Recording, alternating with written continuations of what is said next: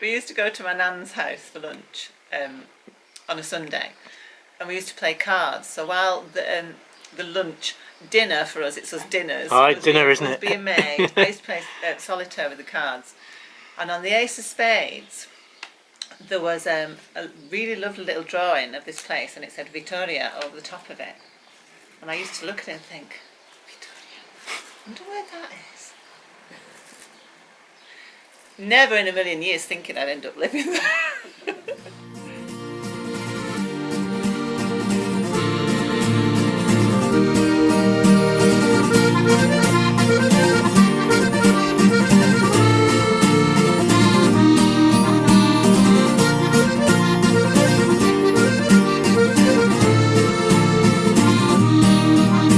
Espero pronto anuncien que llegas. Espero atento hace mucho tiempo. Espero no haber dejado de oír. Espero ilusionado, no olvido.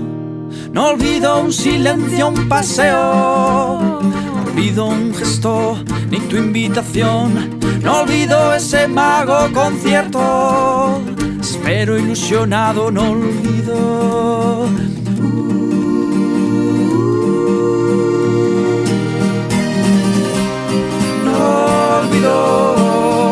Quiero ser aquel que fui y espero vuelva a ser aquel que fue. No olvido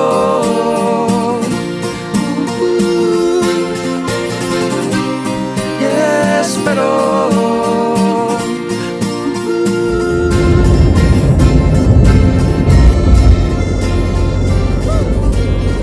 Blah blah blah. Yeah. See how noisy everything sounds. Yeah. See how good the microphone is here. All right, John. What? We've known each other for years because you're one of the first people I ever met here. Really? Yeah. So, where are you from originally? From the Felon, Right. part of Gateshead, which is the more important city on the Tyne. The other one's Newcastle. What brought you to Vitoria? When the Berlin Wall came down, I felt I had to do my duty and come to the Basque Country to change the world. How's that going? Very well, actually. Yes. A few hiccups along the way, but still fighting. Yeah. So what did you do when you first came here?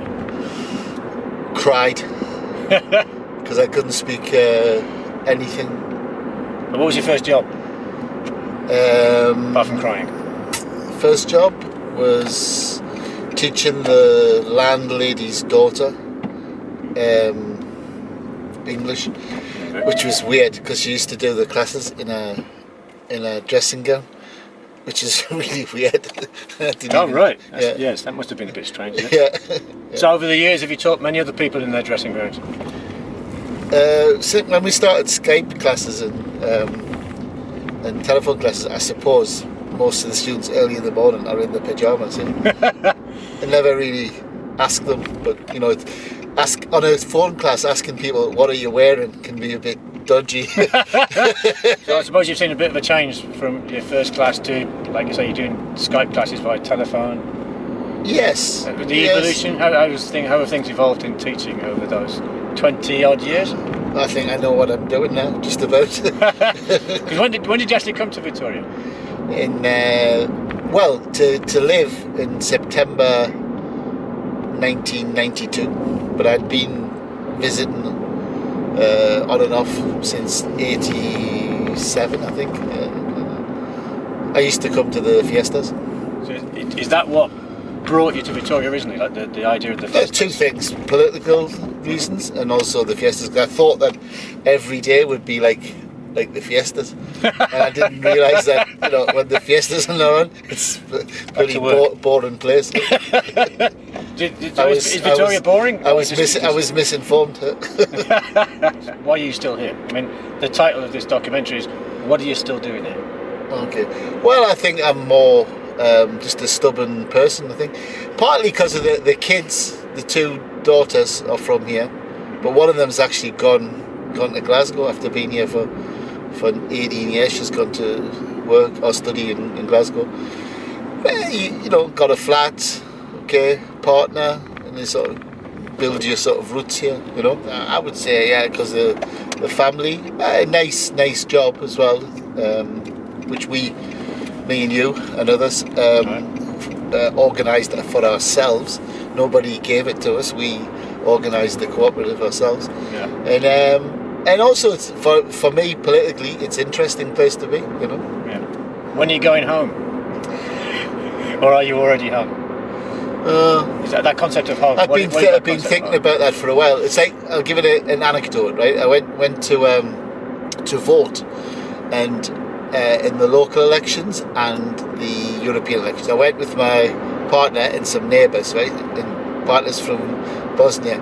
She's been here the same amount of time with me, but she's got a Spanish nationality. And I walked up to vote, and I saw the people from like my sort of side, the left, and I started to talk to them. And then I went to vote, and the woman just like, you could see on her face, oh, a passport, what's this? And she looked at us, and then she goes, thank you. And I said, por favor, háblame en castellano. And I was like really grumpy, you know. And I said, well, Skeri Gasco, yeah. And when we were coming out, I was talking to the neighbours and the partner, and I was saying, why didn't they talk to you in Bosnian? And she goes, yeah, nobody knows it. Other nationalities seem to blend in, but no matter how long you've been here, you're still sort of like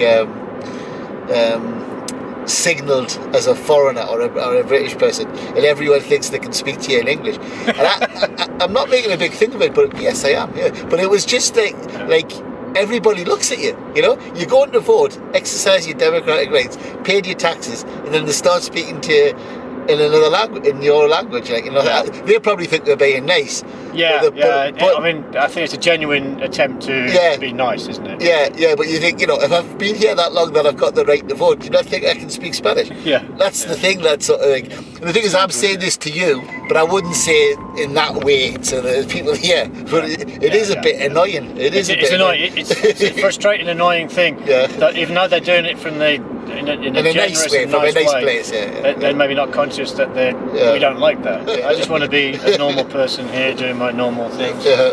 Don't treat me as anything special or different. It sounds sad, but it's not sad, because there's advantages to it. But no matter how long you've lived here, you would never be accepted.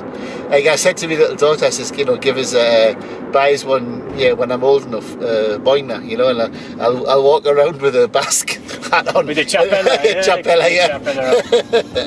Try and blend in with the chapela. I hope you'll still fight your side.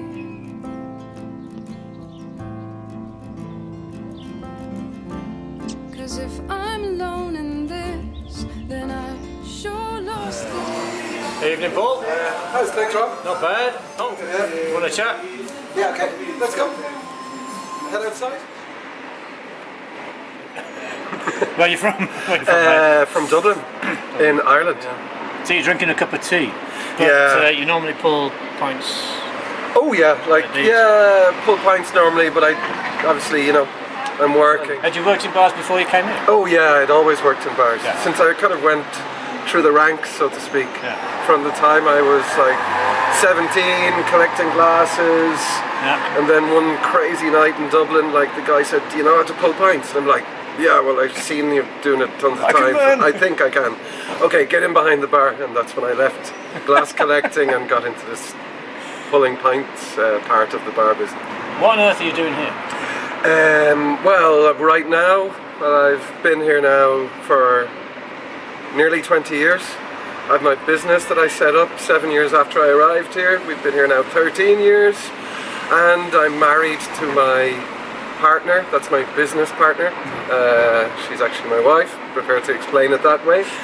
And that's why I'm still here, I guess. What did you do when you first got here? I did what a lot of people do when they first come here, and I taught English.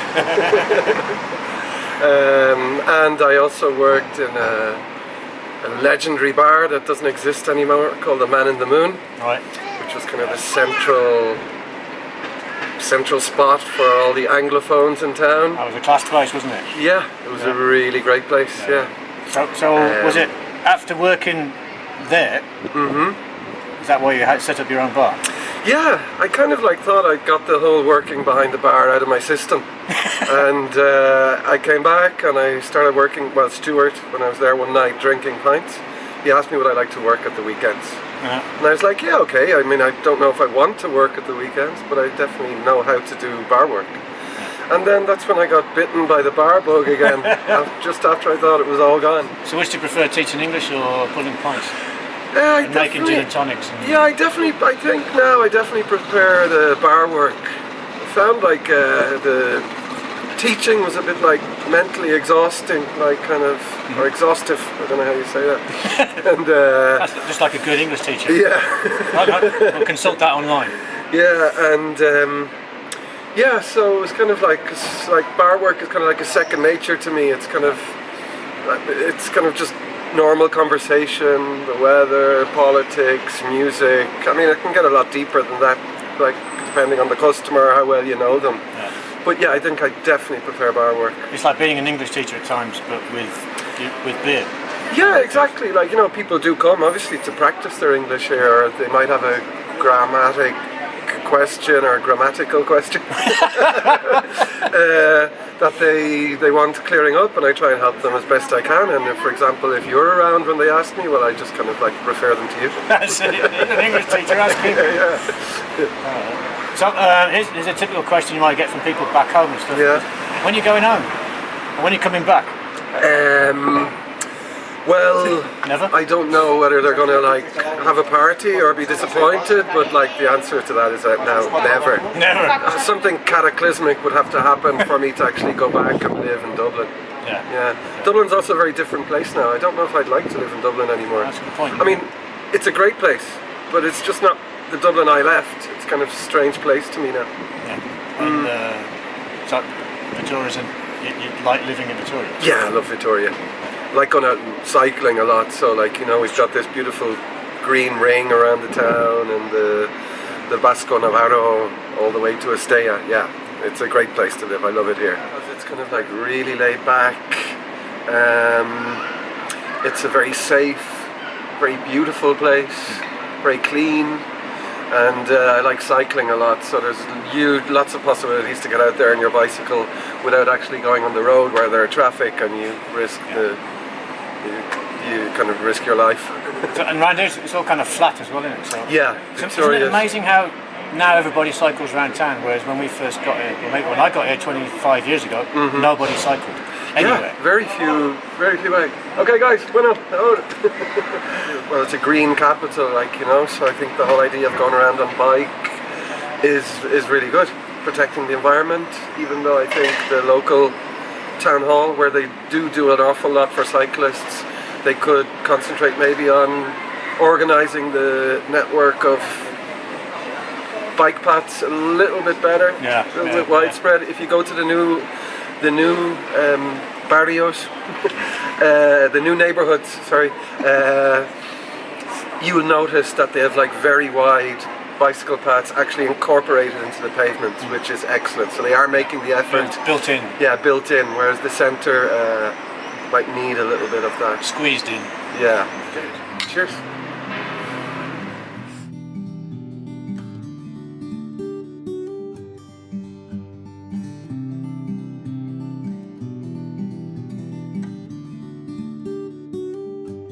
Sound of a song you know, the tune of a place you used to go. Walks in the darkened lakeside grass, a girl by your side. Monument on your sides. Time to open your eyes. When the morning arrives.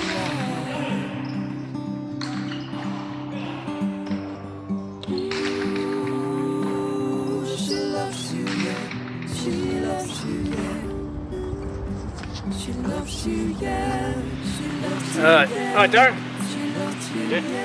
Hey Rob. Thanks for coming. Where are you from?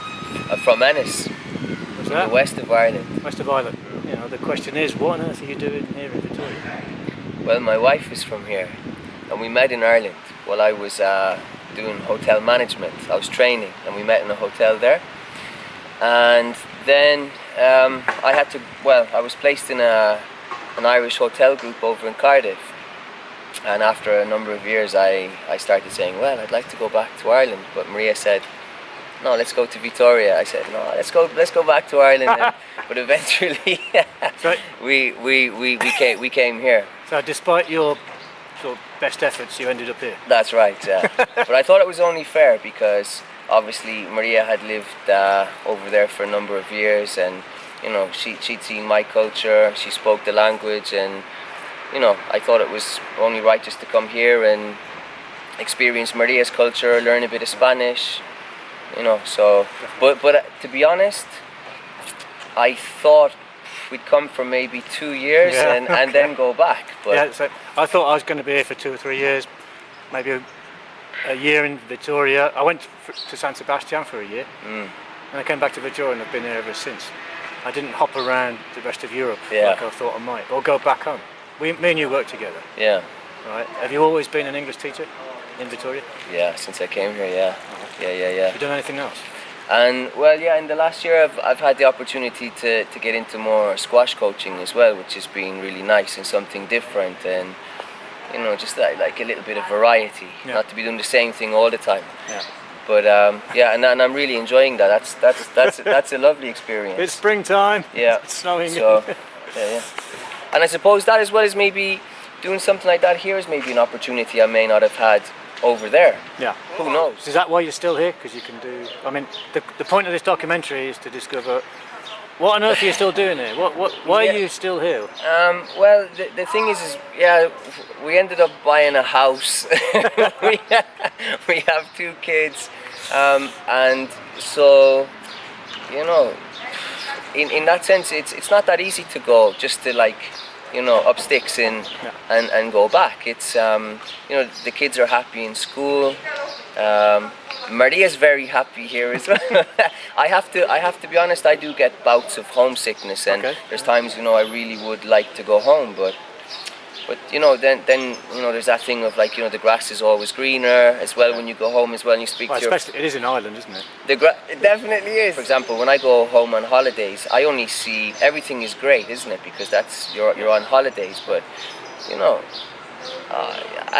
I don't know. People jealous of back home? Are people jealous of you living here? I wouldn't say they're jealous of me. No, I mean they've got a nice lifestyle there as well. You know what I mean? They're very happy living at home, but they do say to me, they say there's no need to want to come home. There's no questions from your mum saying when you're coming back? No. When are you going to get a proper job? No. No, there's no question. No, there's no pressure to go home. No. She'd love me to go home, obviously, but there's no pressure in that sense. No. Okay. So, what do you prefer, really? Let's be honest here. Do you prefer coaching squash or teaching English? Or hotel management? Would you go back into hotel management? There's no question. I love teaching English, but the thing I like about teaching English is it's just is the people, really. But coaching squash is very different, because that's something that's your hobby. It's something very, very different. It's new for you at the moment. And it's new and it's exciting, and I'm learning a lot, and I like it. Would you ever go back into hotel management? No. I've thought about it, but no, I don't think so. It's not even here. Plenty of hotels here. No, but it's different as well. I don't know if I'd like it. No. Right. Plus, I think as well, I've been out of it so long. I don't know if if I went back into it, I don't even know. I don't think I'd know what I was doing anymore. I think after a period of time, you forget. You know what I mean? So I wouldn't even have the confidence just to go back in now. No, it's strange. No. Okay. Living abroad? What's difficult about living abroad? I mean, regrets you might have about it? Yeah, there's no doubt about it. The difficult thing about living abroad is just not seeing your friends and your family, missing occasions. When there's long spells without seeing them, there's a lot of regret. Obviously, for example, they'll tell you as well when they're there, look, we don't see each other all the time either. But at the same time, you don't see that. All you do is you're here, and you think they're seeing each other all the time, and they're doing things together all the time, and you feel like you're missing out on a lot. And and you worry as well, like that you're missing out on their lives, and even like maybe little cousins or nephews or things, and you're not seeing them grow up either. And that's true. Yeah, you wouldn't see them that much of them anyway. You wouldn't see that much of them. Some of them you would, and some of them you wouldn't. Yeah, you gave me an absolute beating at squash once, so I've got to try and possibly, maybe even beat you by a little bit at badminton one day. Yeah, but I told you before, didn't I, that badminton's only a silly little game, didn't I? That's right. Sorry, that's the end of the interview. Nochebuena, Nochebuena, Nochebuena. Nochebuena, Nochebuena, Nochebuena. Nochebuena, Nochebuena, Nochebuena. Nochebuena, Nochebuena, Nochebuena. Nochebuena, Nochebuena, Nochebuena. Besos sin miel, besos sin miel.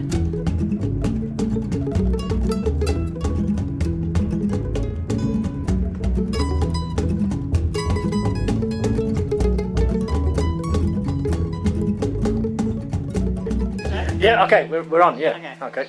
So, who are you? Angela Jones. Where are you from originally? From Wigan. Wigan. And what? People say here, oh, weekend. Weekend? You're from the weekend? Everyone thinks I'm from a place called Weekend. Oh, that'd be nice. Why did you come from weekend to Wigan? I was going to go to Greece, actually. I had a job and a plane ticket to go to Greece. But I had a bad feeling about it. It was like, I wasn't really convinced that that's where I wanted to go. And then I was ill when I should have gone. In that July, I worked in Oxford on my first teaching job on a summer school course. So you would have gone to Greece if you hadn't got ill. When I went to Oxford, I met two girls who were living in Vitoria through a guy who'd been an ex-flatmate of mine at uni. They were working with him. And I met them one night in a pub. They gave me the address of an academy in Vitoria and said, oh, Vitoria's a great place to live. And I never saw them again until I got a phone call when I'd been offered a job in Vitoria 2 days after I didn't go to Greece. I was offered a job in Vitoria, and then one of those girls phoned me to say they had a spare room in their flat. Amazing. So it was like, oh, it's my destiny. Then I got here and thought, oh my God, what was I thinking? I'm not staying here, no way. It was a small town in the mountains, so I was like imagining this picturesque little villagey place. I get to be doing, I think, it's this sprawling metropolis. I don't know if that's the first time I've heard it, but not many people call Vitoria a sprawling metropolis. I mean, it's getting like that now, though, isn't it? With all the new. It's definitely growing. What on earth are you still doing? If you told me then, 25 years later, you're still going to be here, I'd just no way. Yeah. No way. I don't really know what I was expecting, but it wasn't what I was expecting. But then time goes by, doesn't it? And you're still here. And I have made 2 attempts to go back to England, though. Yeah. So after 7 years, I thought, I've just got to go back and try it, because I was always like with one foot in both places, thinking, I'm not going to stay. Yeah, I'm in an hour and a bit about so you never should I stay or should I go? You're kind of like, you're neither in one place or the other, really. Yeah. So I went back. After 7 years, I went back for good. 5 months later, came back again. Why was that? Why did I come back again? Yeah. Well, because I didn't have a job, so Yeah. I went back. I was living with my parents, and it was I don't know. I couldn't really settle, and I was still in touch with friends in Vitoria. And then one of my friends again said, "Oh, the academy that I'd worked in, they've got a job going. They want you to come back and work." Please come back. Yeah. And then in 2004, I went back again, but this time with a job, because I thought the reason I didn't stay the other time was because I didn't have a job. I thought I don't want to go back to Wigan. Right. So the second time I went back to a job in Devon. Well, a bit of a change, yeah. Yeah, and it was really nice language school, really nice people. But teaching English again. Teaching English. In England. Yeah, but again it was just, it's the lack of light, I think, and it's just all so grey, because that was the summer, so it was July, August into September, and like by September you could feel autumn definitely in there, and even in July, like I was in Paignton, it's a holiday place for God's sake. 5 o'clock, 5 o'clock, the height of summer, everything's shut, isn't it? There's not a soul in the street. Yeah. And Yeah, so I came back again. So you were missing the light of Vitoria, which sounds great. Did you not think that one of the things, I remember my first year, the first few months, I couldn't get over how blue the sky was in the winter. It blew my mind. In January January and February. Yeah, looking at the sky thinking, how can it be this blue in, like you say, middle of January? Freezing cold, but blue skies. It really grabbed me. That's one of the reasons I think I stayed in the long term, because I was still, when I came here in my first year, just a year here, go off to Barcelona or Madrid or somewhere. Yeah, that was my plan. I went off to San Sebastian, but came back, and then there was no going back after that, because it was just, I don't know, I used to go back to England all the time, see the family and friends, but there was no reason to stay there. I think obviously the longer you're here, the more difficult it gets, doesn't it, to go settle back. Down into... You don't really feel, and especially now with all the Brexit stuff and all the all the hatred that's being whipped up. But when we went back this Christmas, I felt like I'd gone behind enemy lines. Yeah. It was, you could kind feel of scary, that tension, isn't it? in the air. And I thought, it's not a place you want to go back and live in, is it? No, not attracted to it at all, actually, to tell you the truth. Just miss pubs. Yeah. I miss a sense of humour. Yeah. More than anything. Yeah. And I miss people who know how to drive round a roundabout. I thought it'd be great to chat to you, because you've got this lovely house here out in the country with a great garden. It must be lovely. It is. Getting out of the city, the sprawling metropolis of Vitoria, and coming here to the quiet, calm village. And it is. Because I always wanted a garden, because we always had a backyard. Because that's what I miss in Britain, gardens, pubs and gardens. Yeah. And if there's two of them together, that's the pub garden, that would be great. I just got to a point where I thought, you know what, I'm just tired of fighting against my destiny. I'll just stay here then. What do you think? If you'd stayed in Britain, what do you think you would have done? I've got no idea. Yeah. That's why I came here. Well, that's why I started teaching English, because I had no idea what I wanted to do. I think I always wanted to teach, because my degree's in English language. Ah, okay. Oh, you know what you're talking about when you're teaching. I'm one of the few who does. That's it. Get her out. We don't want people like you here. Exactly. You make the rest of us look foolish. I can't actually remember how it happened. Either people I knew from uni or friends of people I knew from uni had done TEFL courses and had gone working in Greece. A friend from uni, I was still in Birmingham at the time after studying there. Yeah. I was working there, and I bumped into an old friend, went round their house for coffee. Another old friend was there. She said she'd done this TEFL course and she'd been teaching somewhere. I don't remember where, France I think maybe. I was like, oh, what's that? What's that? Oh yeah. How'd you get that qualification? And that sounds like something fun to do. Yeah. And just that chance meeting with someone that got me into this. Thank you very, very much. You're very welcome. Cheers. And it's a lovely cup of tea. Does it? Oh yeah. Kettle's, I think. Despierta, despierta ya, no dejes pasar más días oscuros entre las sombras. Oh. Despierta. Pretty safe. I mean, motorcycles are developing safety. This one is awesome if they can make a bit more noise. With this motorcycle, if you go into a curve, You're looking good, guys. You're looking good. Oh, must be something wrong with the camera then. Yes.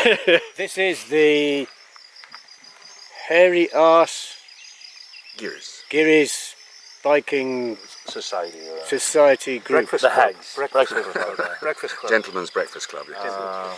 You've lived a long time based in Vitoria, or in your case, Dan? Yeah, my case in Allegria, a little village outside of Vitoria, about 12 kilometres away. Yeah. Vitoria won't have them. You were in Vitoria for a short time, didn't you? Yeah, I lived when I first came here, I lived in Vitoria, I think, for the first year. But then I decided to move out into the countryside. Where most hermits live. Yes, where most people who hate everybody else live. But you're not an English teacher, even though you're... No, I work for a machine tool company. I'm a machine tool service engineer. Yeah, tool. right. Yes. So why aren't you an English teacher? Everyone else is. Because he's odd. He just says he hates people. I hate people. Stand down the van, fan. My girlfriend is actually. My girlfriend is an English teacher. She's quite rare. She's a native English teacher. And you hate her as well? No, I think she. I love her. I love her very much. That's it. It's on record. No. I actually repair machine tools too. I've never had, because it's the job I've always done since I lived here. I haven't really had time to think about it. I don't know. It's nothing that I've really thought of. I mean, why aren't any of you machine tool engineers? Exactly. I wanted to be. You came here years back. Yes. From where were you from originally? No, I'm from Stourbridge in the West Midlands. We have a common interest. Pretty near to you, yes. Also a Wolves fan, like yourself, Rob. Do they speak English though? Yes, they do. Why did I come to Vitoria? Because I was in Madrid, Barcelona and Madrid again before, but the company's head office are in Vitoria. That surprised me when you said that. You've been working in Madrid and Barcelona, but the head office of your company was in Vitoria. Yeah, it's down to the Basque Country industry. I mean, traditionally in Spain, the machine tool industry has always been in the Basque Country, so that's the reason why most of the companies similar to the ones that I work for are based here. There's a few in Barcelona and a few are still in Madrid, but the majority of them. Would you ever go back? I don't know. I don't think we can ever say I'll never go back anywhere. Yeah. But at the moment, I don't have any plans to. It's in a box and it's or not something. really in my plans for the next 15 or so years, or 10 years until I can retire. Yeah. I'd like to go to Tenerife, but I see retiring to Nick. Hey, Rob. where are you from originally? I was born in London, Welsh mum and English dad. And I came over in '82, so I've only lived about 36 Wow. years, 37 years, a long time. Yeah. And I came over, my intention, I had lived for 2 years with my wife, present wife, decided that I needed to sort of meet her halfway culturally. I had no idea of the language, so the intention was to stay for 2 years, but I got... Sounds familiar. Yeah, but completely caught up with the teaching. Yeah, I must admit. And it was never a question of giving up the music, because I was a professional musician. Yeah. Because I'd go back on holidays and play anyway, so it was not something that I thought I was losing or missing. And the teaching was a great challenge. So it's very different over here. Families are quite sort of nuclear, and it's like a big sort of octopus. A tentacle reach out and they sort of take you in, absorb you. Yeah. So and you kind of I find that you're accepted. I know at least in Victoria, you get accepted by everybody quite quickly, but sort of truly, as in like there's a true acceptance, and it's not just no.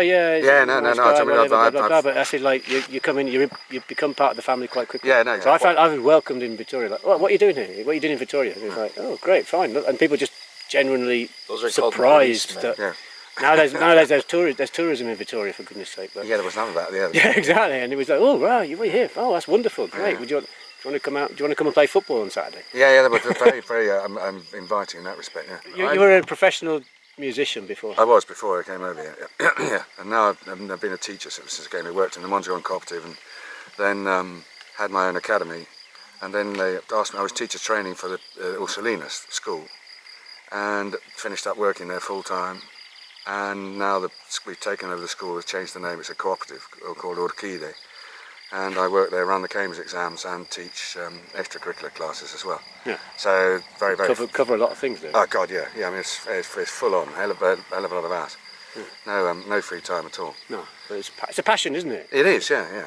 It is for me. It's a vocational thing. And I mean, I think the older I get, the more I look like Grandpa. All the kids sort of adopt me as their surrogate grandpa. So I mean, the affection they show is unbelievable. Incredible. It must be very gratifying. It is, yeah. They're fantastic. I'm very, very lucky in that respect. I'm very lucky. The chef. Yes, this chef. Pablo, where are you from originally? I'm from the west side of Canada, British Columbia. And you're called Pablo. I am, yes. Not normal for a hippie native parents. English teacher to use that horrible Hispanic, phrase. Hispanic parents. Mother's Mexican, father's Spanish. I came here as a chef to learn a little bit more about my father's gastronomical kind of roots, the Spanish and Basque cuisines. And so I had an opportunity to go to a cooking school. This is in Bilbao, started to travel weekends to Mondragon, where I had a mate from my hometown, Prince George, and met my current wife, and only wife. Present wife, current wife. Yeah. So how did you get into teaching English, if you were a chef? Because of you. You're my gateway. You're my gateway drug. No. And you needed teachers. As always. This is when I owned a language school. Yeah. I spotted a natural talent in you, though. Yeah, I learned so much about English teaching from you. yeah, he's a natural. Yeah, it's just the naturalness of the yeah. way you teach. That just taught me. That changed the way I taught. So you take your clothes off as well? Yeah, to teach yeah. classes? The naked truth. Splutter.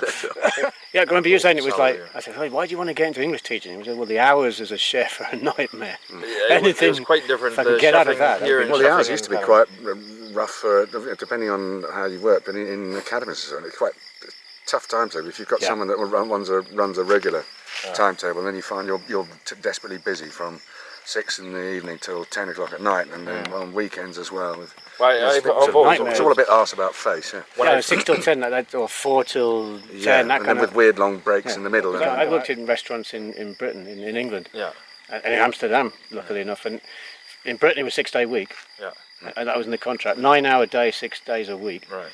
But then worked for the same company in Amsterdam, and it was like 6 days. You crows, you can't do that. That's illegal. It was a 5-day week, 8 hours a day, and it's like, oh, Europe's quite nice. Yeah. Teaching English then, even though the timetables can be a bit horrible in the academies. But you were making the same amount of money, yeah. Yeah, it's better. And you have summer holidays off. You're a professional musician, but you find teaching. Well, yeah, but I mean, even with that, with the music things, I mean, it's very extremely useful. I mean, it's like going to the class with a guitar, and when they see you can play the damn thing properly, they're sort of amazed, knocked out, and it's not the same getting kids to sing along to a karaoke track or something like that, as it is to be doing it with your own guitar and controlling everything, you know. So but that happens with everything. The more we know about technology, and absolutely.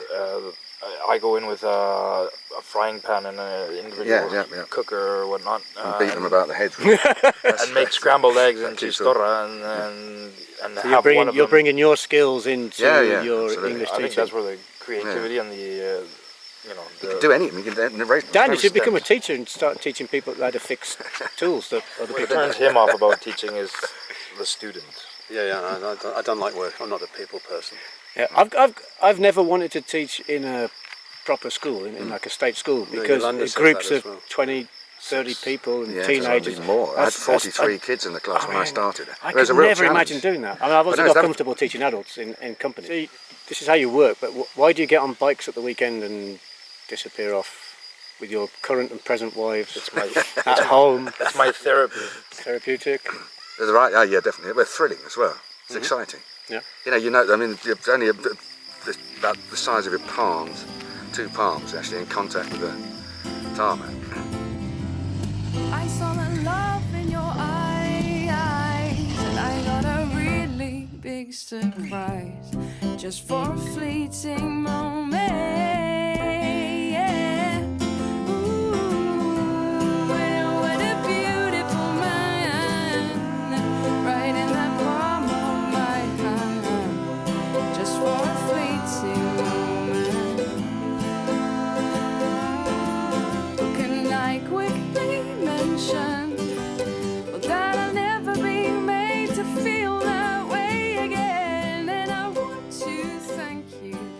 Okay. Hey. Hey. Thanks for coming. Good to see you again. Where do you work, Yolanda? Work in Madrid for a company. And where are you from? I'm from Madrid. You're from Madrid. Yeah. What am I doing here? Yeah, because I've been interviewing people who live around here. Yeah. British, Canadian, Irish people from around here. So they've come over here and settled down. Doing your job. Well, it's not my job, it's our job. Yeah, why my job? Okay, yes. So, sometimes I ran a language school a few years ago. I know. And it was a question of parents typically asking for native teachers all the time. I know that works like that, yeah. It must be annoying for yourself. Well, the thing is that I would like to be given the chance sometime, because I think that depending on your needs, you may need different type of teachers, and I can, give them something that maybe a native teacher can't. So why not? Yeah. People seem to be obsessed with the native accent or something. I don't think accent is that important, as long as people understand you. I mean, accent. So pronunciation's the key thing, isn't it? Yeah, but there are so many types of accents. Is my accent better than the accent from? I mean, it's better than my accent from Wolverhampton. Yeah. I don't think I haven't been teaching people to speak like this. Yeah. I don't know why not. Actually, maybe I should. It's clear, I think that accent is like in the same as in Spain. There are people with lots of different accents, and we can understand each other. Yeah. That's the key. Yeah. Yeah. People who come over here for just for a year or two, or for a few months, summer work, things like that. And I don't object to. I mean, it's not my job, as you said, and it's me who sometimes feel like an imposter. Like I'm not native. Why am I teaching a language that is not my mother tongue? Mm. But sometimes you get so unprofessional teachers, and I don't think that's fair for students. People who come here just for a holiday, basically, and they say, well, okay, they get the chance to have some lessons and they get some money for it, but they just don't care about the teaching itself. No, that's not fair. It's not fair. No. I have to admit, even in my first year here, I did have some long nights that turned into very bad mornings. Yeah. And I think my students suffered. And don't you think they knew what had happened the night before? Yeah, obviously. But at the time you think, I think I've got away with it. Yeah, well. But I'm not proud of that. No. But and that was a time when I was thinking, I'm just going to be here for a year or two. Yeah. Go, do something interesting, then go back home. Yeah, I think that. I mean, are you interested in teaching? I mean, do you really want to teach? Do you really want to help people? Then that's fine. Yeah, but at that time I don't think I did. Where you come from. I don't think I did see teaching as my future career at that time. Yeah. It was a means. But because you need some time as well to know if this is what you want, if this is what you can do. Yeah. Everybody needs to try to have a go and see if this is what you need, what you can be good at. Yeah, I think after 27 years, I might carry on with this. Yeah. Sure. I've never taught in a big city like Madrid. Okay, I was in Napoli for a year. That was a big city, so I was travelling around a lot. I found it quite annoying, travelling around so much on the tubes, on the buses. Well, in my case, it's the best part of the day because I ride and I enjoy riding my motorbike. So I do enjoy going from one place to the other. You're just zipping around on your motorbike? Yeah. That's so cool. So it's not a problem for me, really. It's my moment to relax for a bit. So no, it's not an issue for me. No? Okay. I hated that part in Napoli. No, I mean, jokes apart, I mean, it can be hard sometimes because the thing is that you are paid for maybe how many hours a day? 4 or 5 hours a day, and then in the end, you spend like 3 hours in public transport or commuting from one place to the other. Yeah, I mean that's a lot of time that you are not paid for. Yeah, it's that moving between classes that people just don't seem to understand. It's actually still work. Yeah. Isn't it? When you leave in the morning and when you come back at night, you go, that's genuine travel time or such. Yeah, but when you leave and come back and leave and come back and leave and come back and leave and come back. It's, at the end of the day, it's a lot of time that you spend. Okay. What can native English teachers who come over, like myself, what can we learn from people like you? What can you? About the difficulties of learning the language. Yeah. Because I mean I went through the same, so I think I know what is more difficult for my students, so I can help them with that. Yeah. I think that's important. I know what's difficult, the differences in in everything, grammar, pronunciation, and everything. We need to learn sensibility now, I suppose. Definitely, yeah. Learners' difficulties. Yeah. I think maybe we get that as we learn Spanish. We learn how difficult things can be. Yeah, indeed. That takes time. Yeah. Okay. You live in Madrid. Why don't you live in beautiful Alegria? You got more work in Madrid. Definitely, yeah. Yeah, I think it would be quite difficult for me to find a job here. Yeah. Okay. Thanks, Yolanda. You're welcome. You're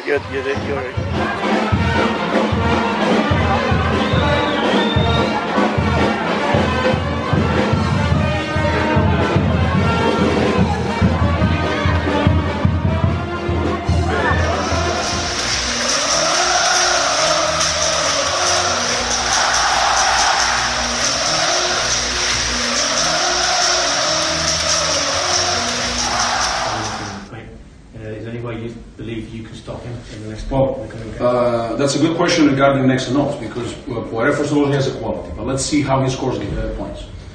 Do you like him to say how he scores points? Well, you already know. He's going with offensive words. He's a good finisher. So all...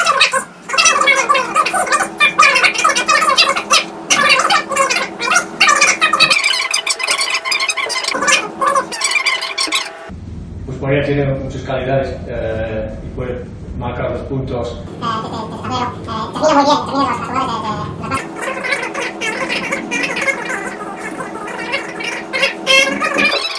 Nosotros tenemos que mirar eso y analizarlo y mejorarlo. Morning, Ali. Morning. Okay. Thanks for coming. We're here at the English Coaching Projects Hub, where This is where it's at. Where we work together. Yeah. How did you end up here in Vitoria, working in a cooperative called English Coaching Project? I remember this story. Well, I was working in my secondary school in London, where I'd been a student since I was 11, because I'd been thinking I should become a teacher, like all of my teachers that I so admired. And I said to my teachers in the staff room, what do you most like about your job? And they said the fact that I'm going to retire in a few years. I was 50 recently, I'm starting to think like that.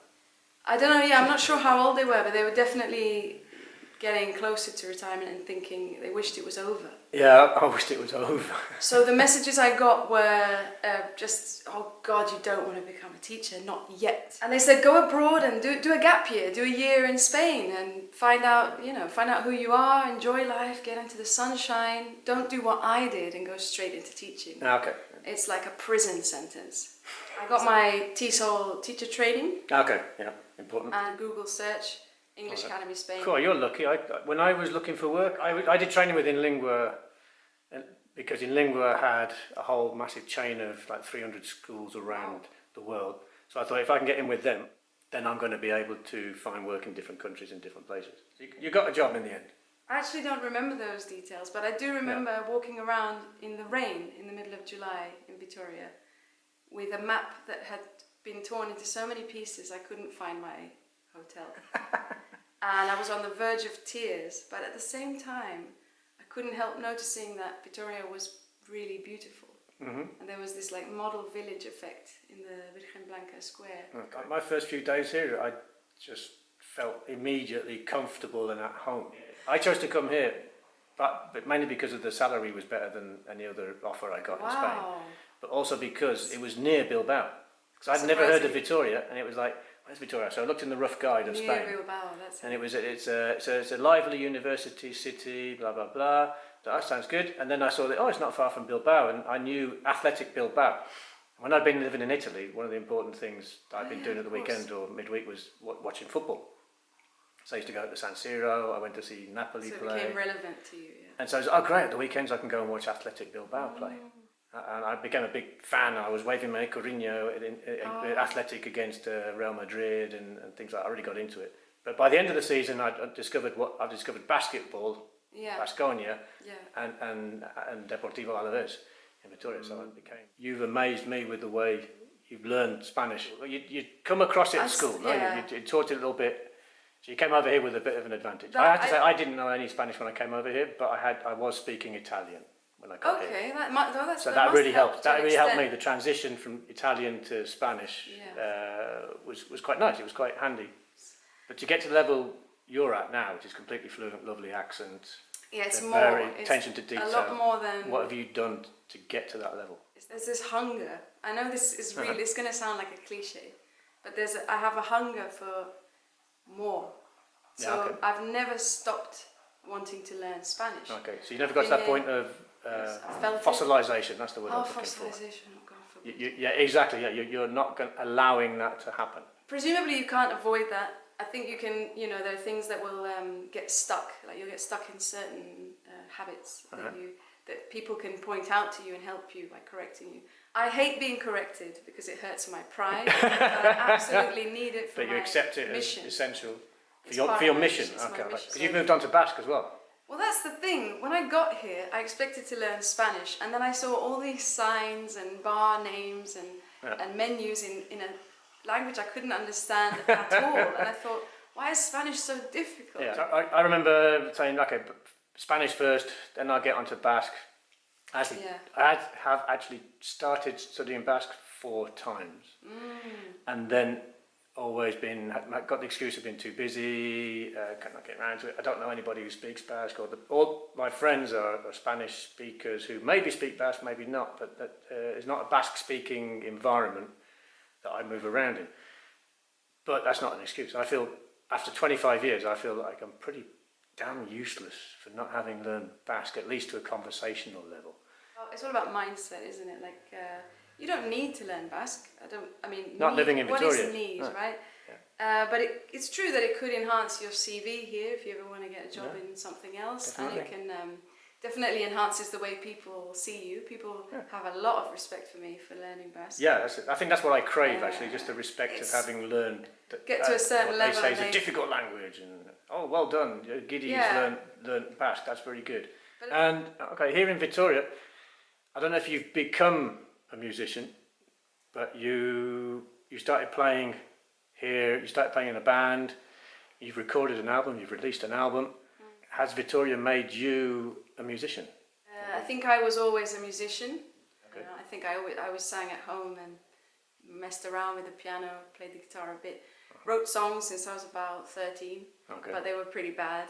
I did this, what was it? Quedada de músicos, like musicians meetup. Yeah. 2011 it must have been. 4 people came. I was one of them, and 2 of them were sort of there for moral support.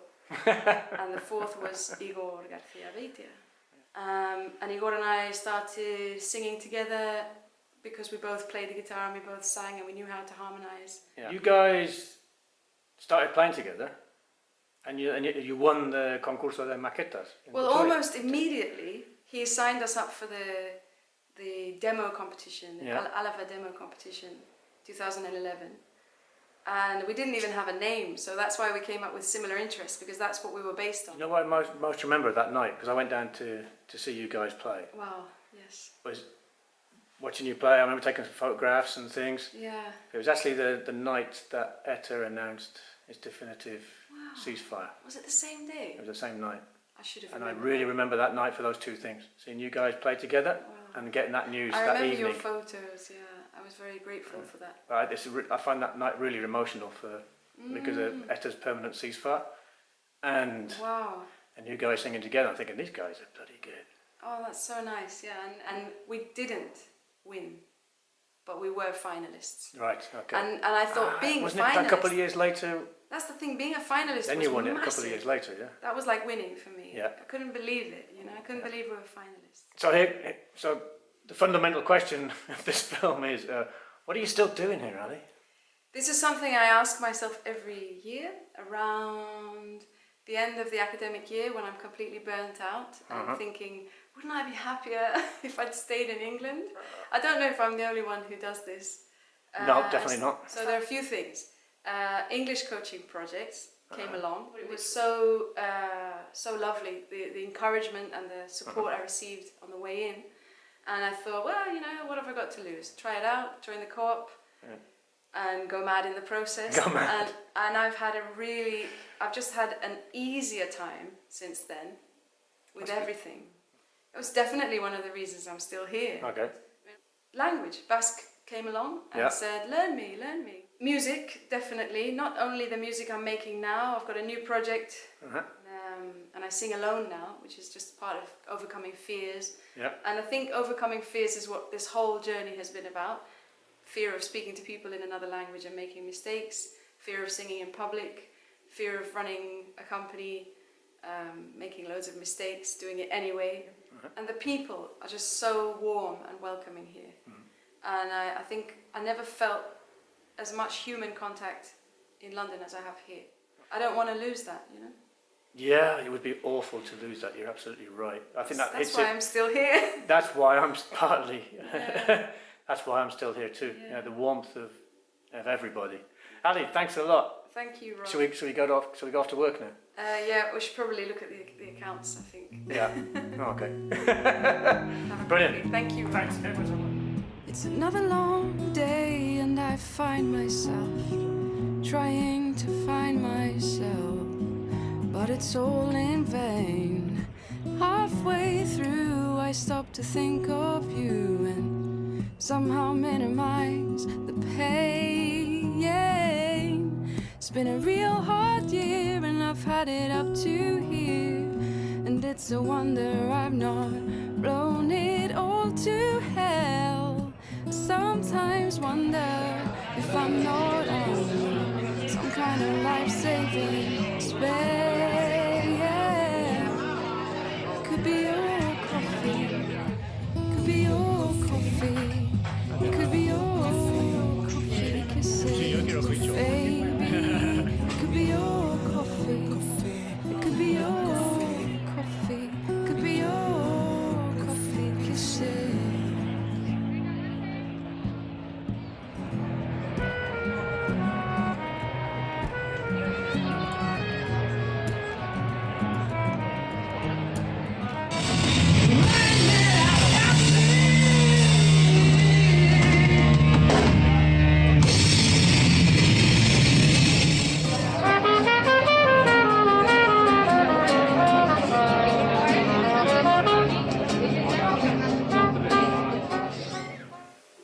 Okay. Okay. Hello. Okay. Thanks for coming over. Thanks Rebecca. for inviting me. Yes, but you've come over from Bilbao, yeah? Mm-hmm. Okay. Yeah, all the way from Bilbao. All the way, so, Yes. so far. You all the way from where the airport is. That's right. Okay, I arrived in Bilbao 30 years ago. I went there for a year. Yes, that's a common story. I started in this sort of profession because I'd spent a year in Colombia in my year out. Wow. Sharing a flat with 2 people at the British Council, and I thought, this is great, this is the way to see the world and travel and whatever. So I went back, finished my degree, did a CELTA, and applied for jobs in Spain. Yeah. And I was offered one in Lleida, which is freezing fog or very hot. One in a convent school in Madrid, which really wasn't my style, and one in a place called Las Sirenas, and I thought, that sounds so nice, I want to go there. And I got there and it was called Las Arenas, but even so, on the phone it was Las Sirenas. Nice. And 2 weeks after I arrived, it was the Fiestas de las Mercedes. Okay. I met my husband, and that was never quick. escaped. So I've been here ever since, and worked for a little school, worked for International House for some years. That closed, and we took it over, and I was like co-owner for 11 years. Wow. The place, and I decided that I really needed to get a proper job where I could be paid rather than having to pay people and do cleaning and stuff at the same time. I went through exactly the same process. I've been a slave to 15 other teachers, and it just didn't work out. Okay, I went to work for the council, for the British Council. Yeah, right. And as far as people back home are concerned, that's a proper job. Yeah. It sounds like something, yes, a real thing. Yes, proper, on a career path. A career path. But I've been there for years and years, and I'll stay there for years and years. But I enjoy it, Yeah. I mean, Bilbao's a nice place to live in. Yes, a big sprawling metropolis. It's very small. I'm always surprised when people come and say, oh yes, Bilbao's so big. And you're like, have you been to London?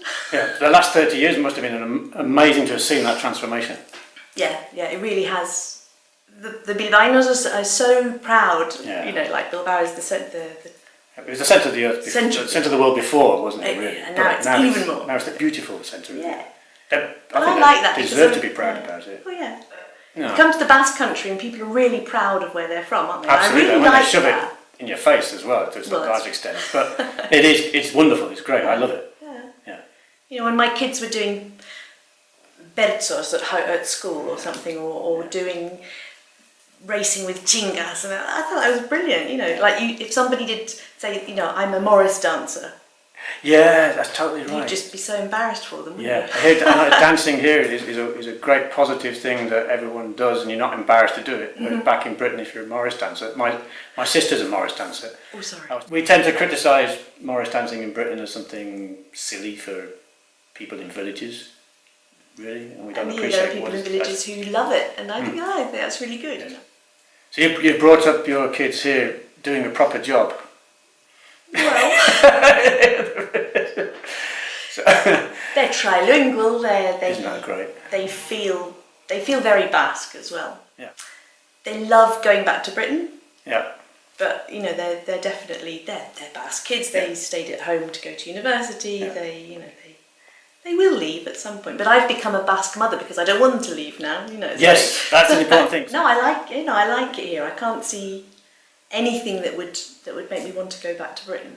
Yeah. I remember when I first arrived in Bilbao, and everybody said, "Oh, the City Midi all the time. It's always drizzling." I stayed in a hotel called City Midi. Oh yeah. I mean, I've never been to a place where maybe Ireland, but they celebrate their drizzle. Oh yeah. It's part of their identity. Oh, they talk about the weather all the time. Right. But I think there's a lot to talk about. Yes, yeah. I love it because you get the proper seasons. At least here in Alaba, it's serious seasons. It's freezing, it's boiling, it's rains and it's windy and it's cloudy and there's blue skies. There's everything here. Mm-hmm. What about the food? Oh. Are you a fan of the Basques always talk about their wonderful Basque food. And it can get a bit monotonous at times in the sense that they're always talking it's the best food in the world, but it is pretty damn good. It is good. It is good. One of the things is how they'll sit down to an amazing meal, and the conversation will be about the next amazing meal. Concentrate on what you're eating. They're obsessed. My husband does he really likes cooking, so he's another a real good Basque man he doesn't have a choco. Oh, but you married somebody without a choco? Well, I married somebody without a cuadrilla. Oh, I was lucky to find a cuadrilla through playing five-a-side football, and they were amazing to me. And they made me Vitoriano by taking me to the La Union bar in the Plaza Nueva here, and I was lucky to get that great group of really nice people and fit in straight away. But it was through football. After the first game, basically, it was like, "You coming for lunch?" And I didn't understand well, but I understood lunch. And, yeah, okay. And I went with two of them just to have menú del día, and that became a typical habit. And I just started going out on the Fridays and the Saturdays with them, and it was amazing. It was a great introduction into life in the Basque Country in Vitoria. And it is nice to be English in the Basque Country, isn't it? Well, I expect it to be Irish or Scottish or Welsh, maybe even better. That's true. If you're English and in Bilbao, you've got no problem. That's true. There's so many connections, industrially, culturally. Football. Just talk about the Corinna and you've got a whole conversation there.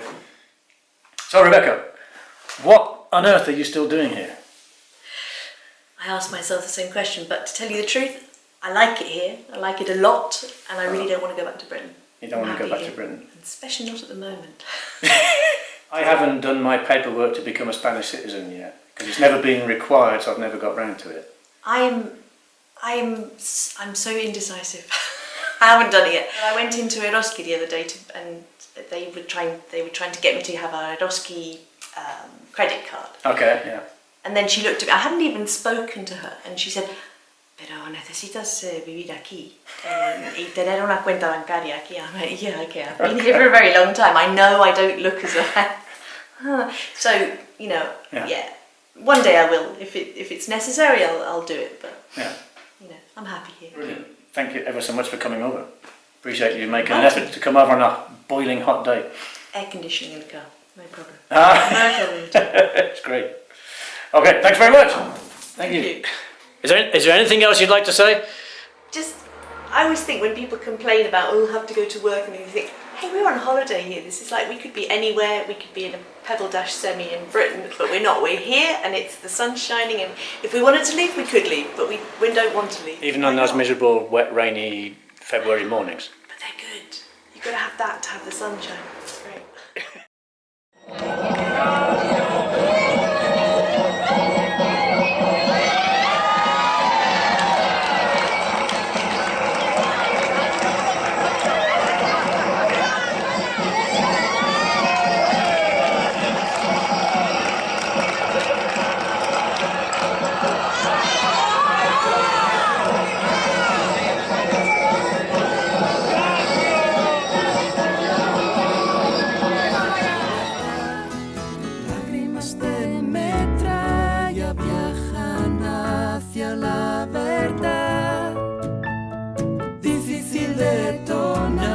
Cuando ya existe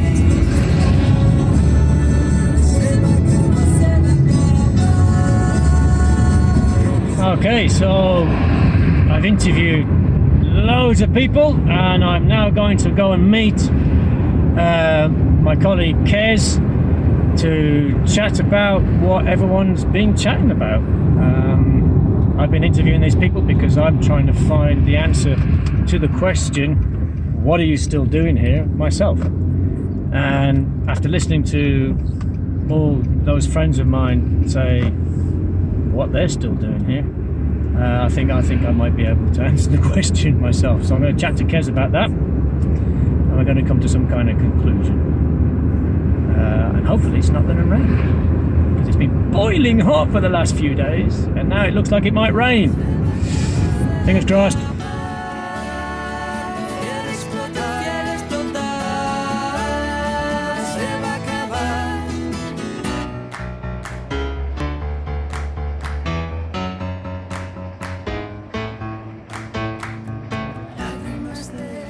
Hi, Kez. Hello, Rob. How are you? How you doing? Yeah, good. Always. Thanks for coming along. Thank you, mate. So, we've got to get to the point. Okay. To wrap up Yeah. this documentary about why you and me are still here. Been here for 11, 12, 13 years? Getting on 13 years now, yeah. Oh, okay. Yeah. I've been here for 25. And, well, sometimes I don't know where to start because the place is so good in my opinion. Yeah. I love it here, as you know, otherwise I would have left. Reasons being, I like the people, I love the environment around here, like things like the transport, that you can walk across the city really quickly. The events that they put on here are absolutely fantastic. Events are great, aren't they? You've got absolutely All the time, there's always something going on. If you look carefully, you can find something nearly every day. Thought, run through some of the points people have made as we've been chatting. Yeah. And see what you think about them. Okay. So I started off with John. Yeah. And he mentioned what I thought was an interesting point. He said that we'll never be, as foreigners here, we're never going to be truly accepted by people from here. Although that could actually be an advantage. Yeah. We're always going to be different. If you're looking to be part of a quadrilla, a group of friends or something like that here, yeah, it could be quite difficult. But accepted, I think wherever I go, shops, events, things like this, people talk to me in a friendly way, and that's good enough for me. I was with Paul at the Carlingford. Yeah. He said something cataclysmical would have to happen for me to return back to Dublin, to go back to Dublin. That seems pretty similar Does that apply for me. to you? Yeah. Why would I want to go back to London? People often ask me exactly the opposite question. Why are you still here in Vitoria when you come from London? Yeah. But no, I think the prices of everything and work life and things like that I wouldn't want to go back to London very quickly. Yeah, Darren mentioned, the other Darren? Yeah. Mentioned there's opportunities to do things here that he probably would never have done back home. Definitely, I think you feel freer to do things here than you do when you're back home, because you don't. Certain liberty here. Yeah? That's it, exactly. You used to talk about becoming a squash coach. Nice. And I've helped set up and run 4 businesses here. I don't know if I'd have done that back home or not. I probably wouldn't have joined a music band, because I would have thought back home people would have laughed at me. Yeah. But here people go, oh, you're quite good. Yeah, thanks. Speak to Angela. Yeah.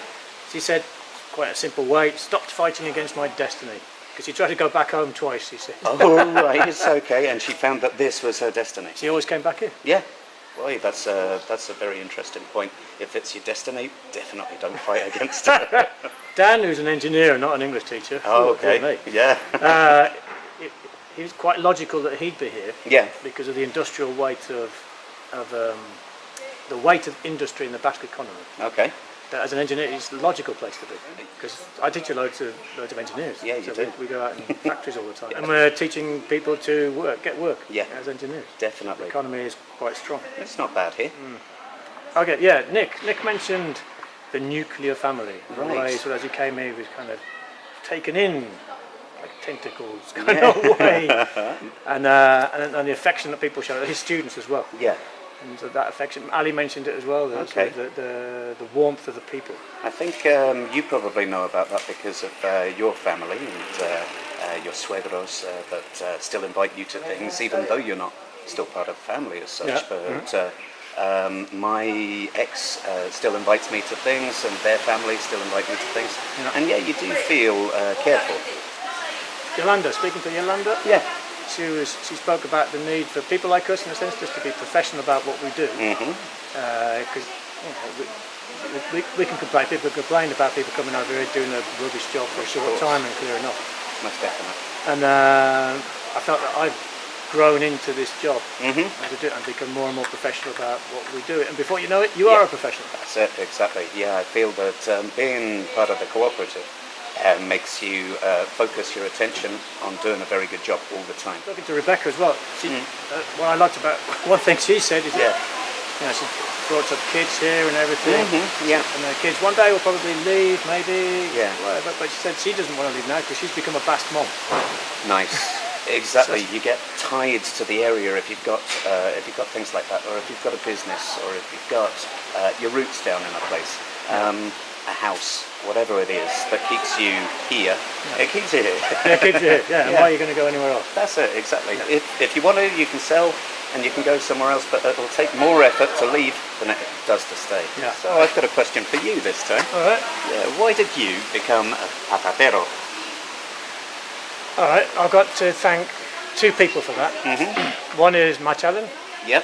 Because she gave me the contract to come here. Okay. So without her, yeah, I would never have come here, because basically for me at that time there was absolutely no reason whatsoever to ever come to Vitoria. Yeah. Yeah. She gave me a job. Okay. And I enjoyed working for her as well. So yeah. It was good. Good. And then Marion. Yeah. I met Marion here in my first year. We had to keep that secret for a bit. Oh really? By the end of she was a student. Oh, I see. Okay. Okay. And she just made me. You stay here for love. Yeah. And she turned me into a basketball fan. I also became a Alaves fan as well. Yeah. As you do. Yeah. Exactly. As everyone does, of course. Yeah. Get into the wine. Get into the wine. Get into the pinchos. And just basically living here and enjoying the old part, the Cuesta. Showed me all La Rioja. Yeah. All that kind of stuff. The culture here is fantastic. Yeah. Without her. Well, she just introduced me into all that, and I dived straight in. And then when she became ill, and she died, and she died when she was 39. Yeah. Like, oh, it's so bad. So young. Yeah. So I became a widower at 37. Yeah. And there are people back home saying, so what are you going to do? And I said, just going to carry on with my business and family and friends here. I mean, there was not even a second when I thought I might go back to Britain or somewhere else. Brilliant. Yeah. Just here. Yeah, this is now your life. Exactly, yeah. I was home. I was home. Right. No reason to go anywhere else. That's great, mate. Yeah. Well done, patatero. Patatero. Yeah, that's it.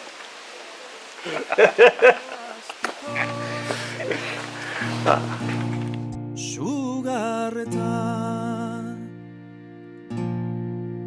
egin zuten nabi gasiko sotxoribik urduri ta galdetu zenidan guri arteko HAGS ta nik esan nizun betiko zalantzaz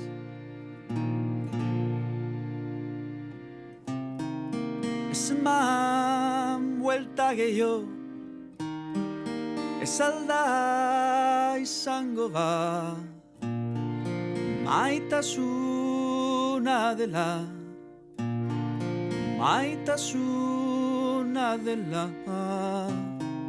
ez eman buelta gehiago buruan korapio ez alda izango ba maitasuna dela sua itzalita abia izoztuta nire mukutik ara ez da kantu gehiorik sortuko ta galdetu zenidan gure arteko HAGS ta nik esan nizun betiko zalantzaz.